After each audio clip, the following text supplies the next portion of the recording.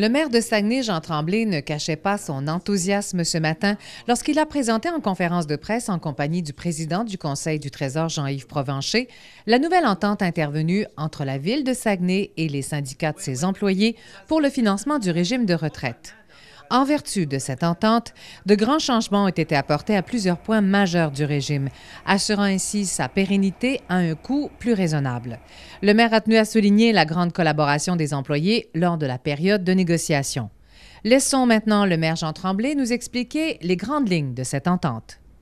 Ville de Saguenay est en avance. On a réglé l'histoire de la caisse de retraite avec nos cols bleus, nos cols blancs, nos cadres. Vous vous souvenez qu'on avait également eu une entente avec les policiers et les pompiers il y a quelques mois.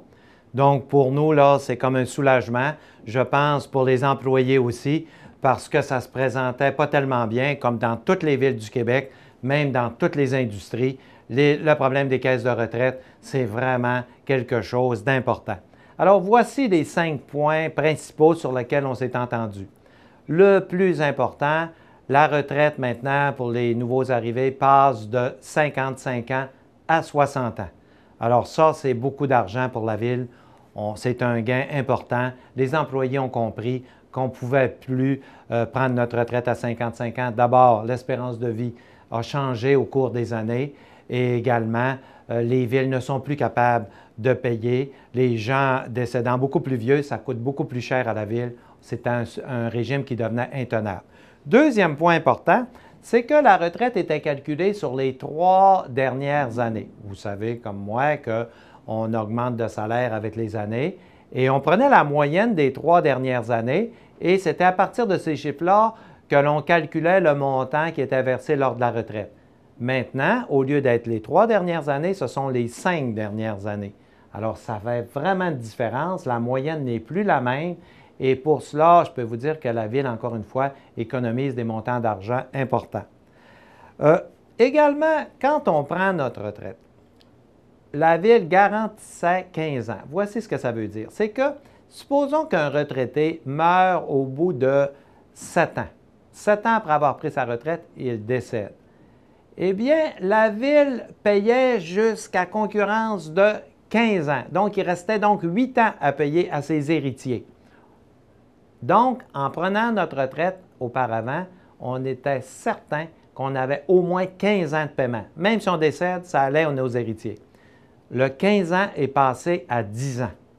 Alors, encore une fois, un gain important, un 5 ans qui est économisé.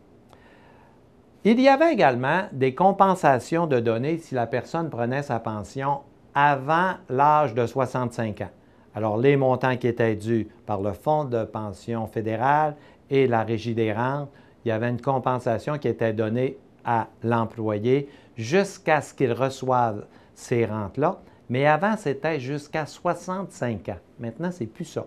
C'est jusqu'à ce qu'il reçoive la rente. Par exemple, la Régie des rentes, s'il peut la recevoir à 60 ans, la Ville va payer cette partie-là jusqu'à 60 ans. Ça peut vous apparaître un peu compliqué, ils appellent ça le double bridge, mais ce sont des montants d'argent quand même appréciables qu'encore une fois, la Ville va économiser.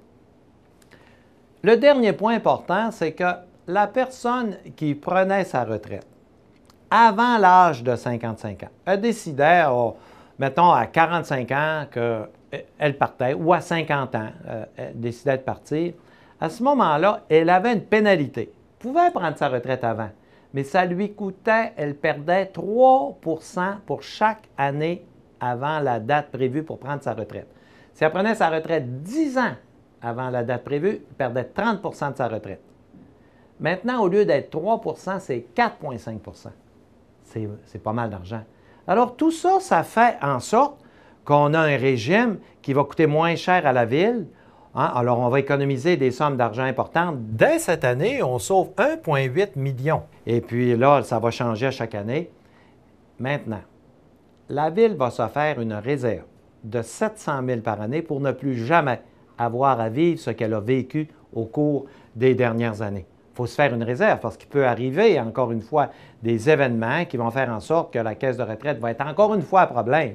Alors, on ne veut plus vivre ça. En ayant une réserve de 700 000 à chaque année, on va être beaucoup plus en mesure de faire face à nos obligations. Alors, on est très heureux. On remercie nos gens de syndicats qui ont compris que les citoyens sont disposés à payer, mais qu'il y a quand même des limites.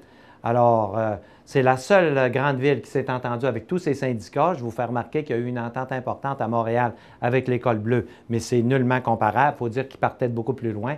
Nous, on est très heureux de l'entente qu'on a eue. Je pense que les employés aussi sont heureux parce qu'ils savent qu'à partir de maintenant, c'est beaucoup plus réaliste et c'est beaucoup plus certain que même à 60 ans, ils vont pouvoir avoir une retraite qui est plus garantie parce que de toute façon, il y aurait eu des lois ou il y aurait eu des règles qui auraient empêché ce genre de paiement-là parce que ça aurait coûté trop cher aux citoyens qui, effectivement, n'ont pas de retraite, mais qui, eux, doivent payer pour améliorer la retraite de ceux qui en ont déjà une.